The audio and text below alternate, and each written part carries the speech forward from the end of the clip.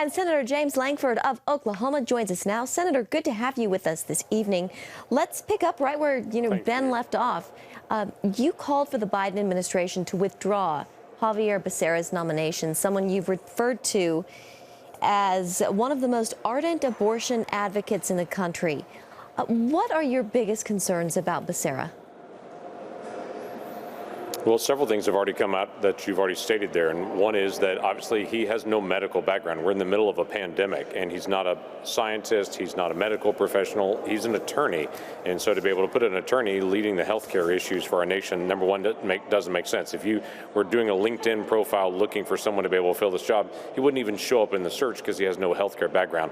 The second part of this is he has been a very outspoken advocate for increasing abortion in California and across the country, and I find it very ironic that the person who's leading, or who Biden is tapping to lead Health and Human Services, considers human services promoting abortion in the country. I don't find that a human service. I find that inhumane, actually, and it's very, very disturbing that one of his primary characteristics that the Biden team is putting forward is this is an outspoken advocate for abortion, and so he should be leading Health and Human Services. Senator Lankford, in light of some of those concerns and those lawsuits in California against conscience providers, I know that you have introduced the Conscience Protection Act. Can you tell us more about that and what it aims to do? I can, actually. There's something very specific to California and to other areas as well. A healthcare provider that goes into healthcare to be able to help preserve life shouldn't be forced to take life. If they have a conscience issue, which many healthcare providers do with taking of life in an abortion, they shouldn't be compelled by their employer to be able to do that. But in California and in other places, there are clear cases where someone who had verbally spoken up or in writing when they joined in with a healthcare provider said, I am opposed morally to abortion. Later, they're drug into an abortion procedure and saying you need to be able to be involved in this. In other words, to keep your job, you need to be able to help take life when you came here to be able to preserve life.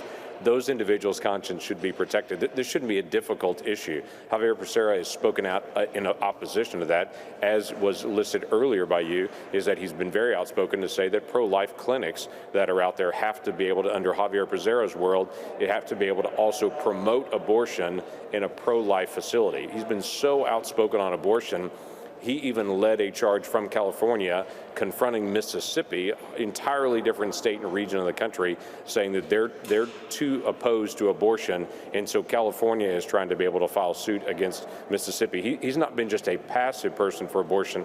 He's been an active abortion promoter. When you're trying to get pro-abortion posters into pro-life clinics, that's not supporting the quote-unquote right to abortion. That's an abortion promoter. That's a very different level for us. And quite frankly, for someone who values the life of every child, I can't process through how we actually put someone leading our health care that only thinks some children are valuable and some children are not.